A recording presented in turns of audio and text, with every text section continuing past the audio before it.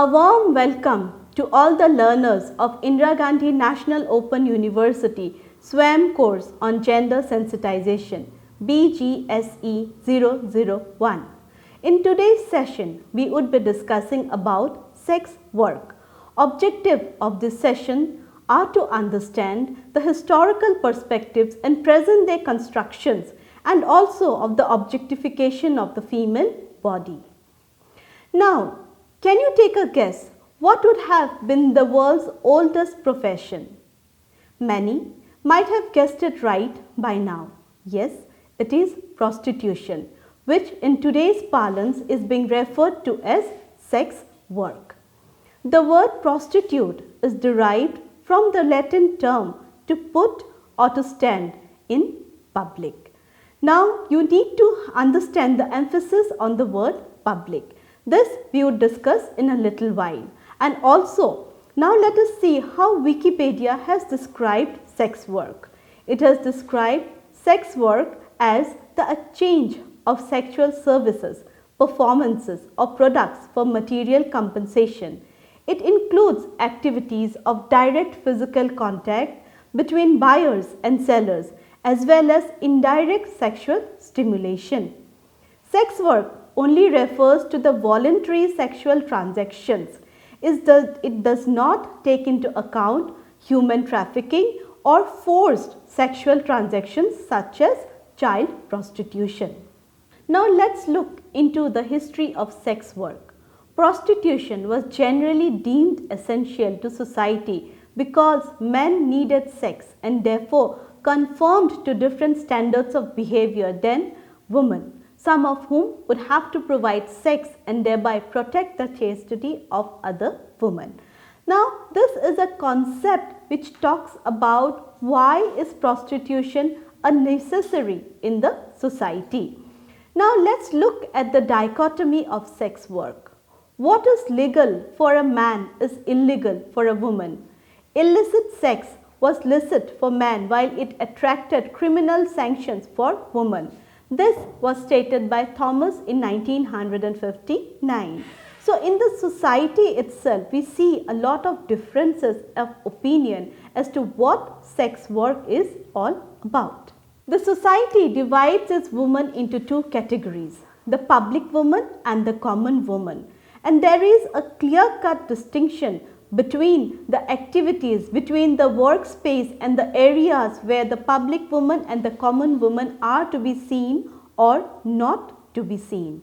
The public women are regularly termed as within quote free women unquote, and the common women are those women who are into the family way, who are a part of a family and who belongs to a family.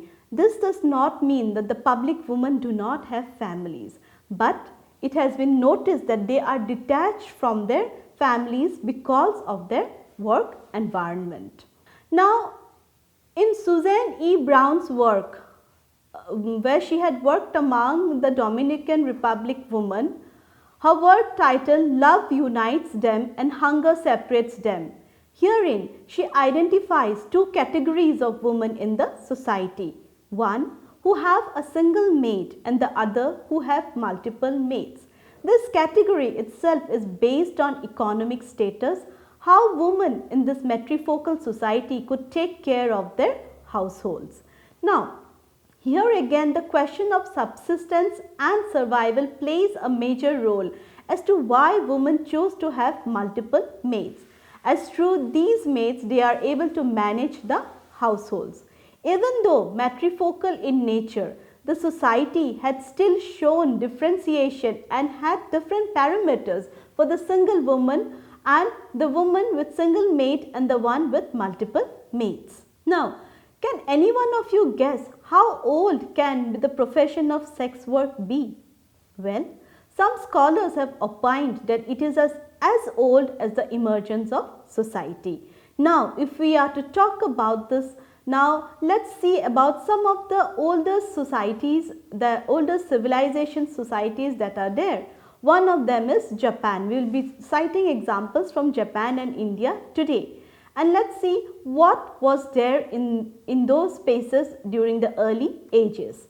Now, in the Japanese history, early stages of Japanese history shows that there were serving girls who were known as saburuko, who mostly were wandering girls whose families have been displaced by war.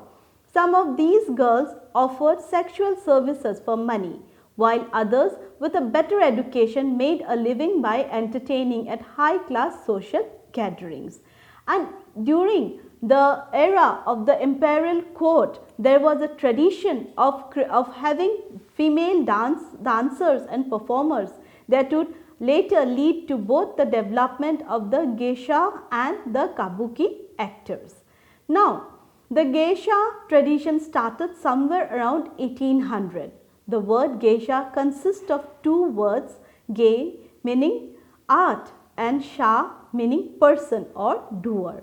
Now, if we look at the history of this geisha woman who became very popular during the 1800s, we see that they were not just mere females who were only wanderers, but these females were categorically selected for this activity, and they were of a very high standard, who were well versed and could entertain people through their conversations. And need not to say, they were not always into sex work.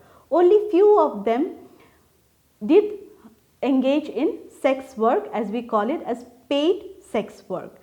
Otherwise, the geishas were the females who were well versed and could converse with men, and thus they were known as the entertainers. Now, coming to the Indian scenario, what do we have in the olden ages? We had the temple practices of the Devdasis. Now, as we see, the term Devdasi comes from the word Dasi means servant and Dev means Lord. So, the term Devdasi means the servant of the Lord. These women were enlisted in the temple and they lived their lives in the temple itself. Many of these women were from the lower caste, as stated by Carson Boom in her work, and these girls belonged to those castes from whose hand a priest could not partake food and water. However, if we look at the tradition of Maharis in the Jagannath temple, the term Mahari stands for Maha means great and Nari means woman. Now, if we look at this term, we see that they were regarded as the great woman and they were wedded to the Lord Jagannath. They were wives of the Lord Jagannath. And in the National Archive records, we have records where it has been shown that most of these women were during the pre-independence era were penalized for taking up prostitution. Now, there were many social and other factors related to it, why the traditions had derogated so much so that ultimately the tradition was removed through the Madras Devdasi Act. However, the question of prostitution or the question of sex work continues, and even today there are sex workers and sex work is a part of every society. Traditionally, we had seen that it was regarded as the need for man for them to engage in activities, but then how do we see it today? Let's have a look at it. Now, we will be discussing about the perspectives on sex work. In this section, we would discuss Ronald Weiser's work on sociology of sex. This came up in the Annual Review of Sociology in 2009. Now, sociologists have examined sex work as a form of deviant behavior, a type of gender relations, and as a distinct occupational sector. Ronald states that the deviance framework is based on the traditional stigma that is attached to sex work and highlights the ways in which people engaged in sex work are subjected to social control and discriminatory treatment. There is always a social stigma attached to sex work, be it in the olden days or be it in the present day. The other two frameworks are related to three major theoretical perspectives in literature. One of them is the oppression paradigm and the empowerment paradigm, though these two are diametrically opposed models based on entirely different assumptions. However, we see that as the polymorphous paradigm integrates aspects of the others and is more empirically driven than the other two. The oppression paradigm holds that sex work is a expression of patriarchal gender relations.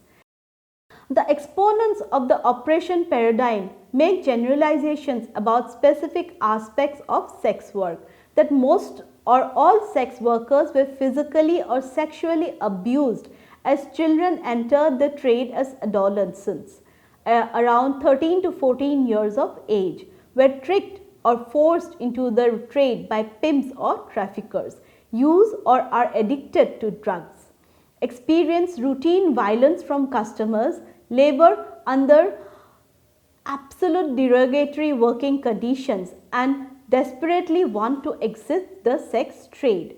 These views are from people who are exponents of the oppression paradigm, and the above quotation was a part of Farley and Raymond's work. Now, opposed to the first view of oppression, the second paradigm holds that there is nothing inherent in sex work that would prevent it from being organized in terms of mutual gain to both parties. Just as in other economic transactions, this kind of work may enhance a person's socio-economic status and provide gender control over one's working conditions than many traditional jobs. Now, according to MacLeod argues that prostitution is quite similar to other women's work and that both sex workers and other women barter sex for goods.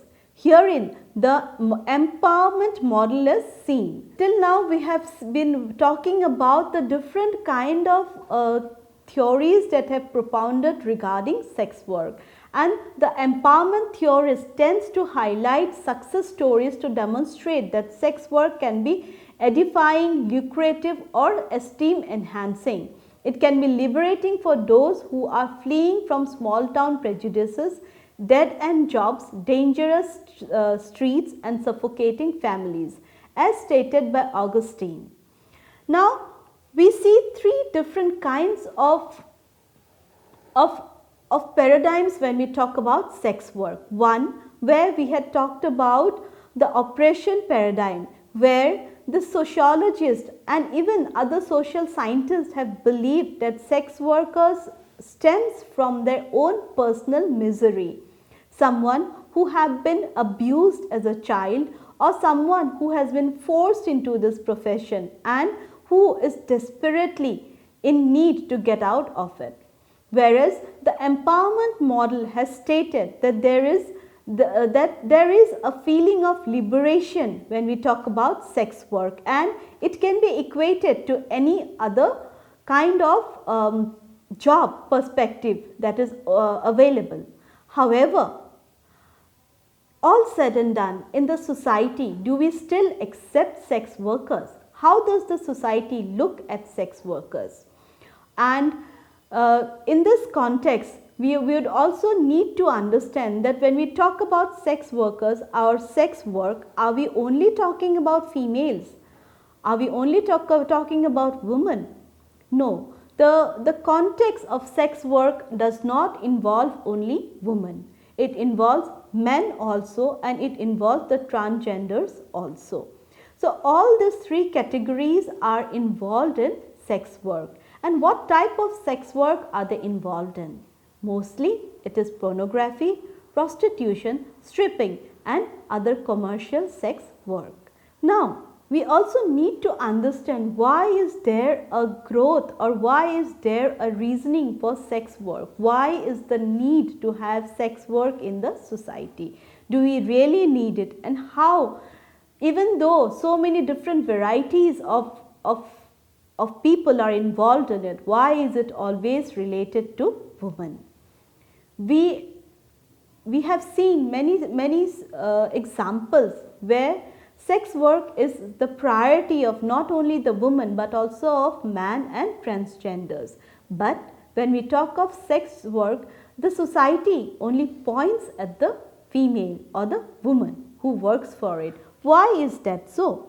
Now this basically stems from our gendered view of work, of labor, of how people categorize different kind of activities. Now one of them is also related to the objectification of the body. Humanness or human bodies are objectified when directed towards their physical rather than their mental abilities. Now for example, if you see two ladies standing at the bus stand, and what would be your first thought, or how would people react to these two women standing? One, many of them would try to compare the looks of these two ladies. Yes, and how is this comparison done? It is done on their height, on their dress, what kind of dress they are wearing, etc. So this comparison takes place anytime and every time. And when this comparison starts taking place, what are we doing? We are objectifying women and their bodies, because we are trying to differentiate these two ladies on their physical appearance and not on their mental abilities. Now, how does the objectification of body happen? How does it happen? Now, many have stated that one of the fundamental obstacles is the way women are alienated from their bodies by a gender system, in which femininity is displayed through rigorous appearance, maintenance and modification, self-conscious posture and gesture, and clothing that invites the gaze but limits freedom of movement. This was stated by A. Scott. Now, what do we understand from this? That there is a mechanism behind it that is going on, a mechanism of objectifying a body. And where does this mechanism start? This mechanism is a part of the socialization process. The socialization process which in a society tells us how to behave in a particular situation, or how a man should behave, or how a woman should behave. As we have talked about in the last session also, there are many dichotomies in bringing up a male child and a female child, a girl child. So these dichotomies are reflected in the socialization process, and feminist scholars have rightly argued that the immense cultural emphasis on women's physical appearance and sexual features underlies their objectification by others. And how does this start? This starts with statements like, "Girls do not sit like this. Your posture as a girl is not correct. You as a girl should not laugh out loud in a crowd." So these are some of the common statements that we hear very often. And in this, what are we doing? We are internalizing cultural standards for women, for a girl, how she needs to behave, how she needs to act. If you are a woman, you have to have long hair. If you are a woman, you have to have beautiful hands. And in this process, if you try to look back at history, you would remember the Chinese culture of binding the feet of the woman in iron cast. Why was it done? So that the girl's feet does not grow. It's made to stop from growing, because girls are believed to have small feet. And think of the kind of trauma, the torture that a woman is being put through to go through that kind of process of objectification. If you see the medieval history, if you read the medieval history of women in the European culture, what do you see? You see that how women has almost abused their bodies to have the perfect figure that was believed to be the figure of a lady. How they used to torture themselves to fit into clothes which were pre-designed for them rather than fitting their size, but the woman had to fit themselves into the pre-designed sizes that were available. So this is how cultural standards are making women to self-objectifying themselves. And in the present era, how do you see it? You see it in the advertisements. You see it in the advertisements of the fairness creams that are coming up every day. Now, many of this have changed their tags from a fairness cream to a cream that brings about a glow on the face. But then, all said and done, what are we doing? We are still objectifying. If you look at some of the matrimonials that come up, what is the criteria for a bride? The criteria for a bride many a times is tall and fair. Where does this fairness comes from? It is again a part of the society, the understanding of a society that the girl should be fair. Is it really a necessity? No, it is not. But that is what socialization has done to us. We have been internalized in a way to think and behave in a cultural manner that fits what has been predestined. And that is where the objectification of bodies come in. Now, one of the other examples of objectification that I would like to present here is from my own personal work on the Karbis of Assam.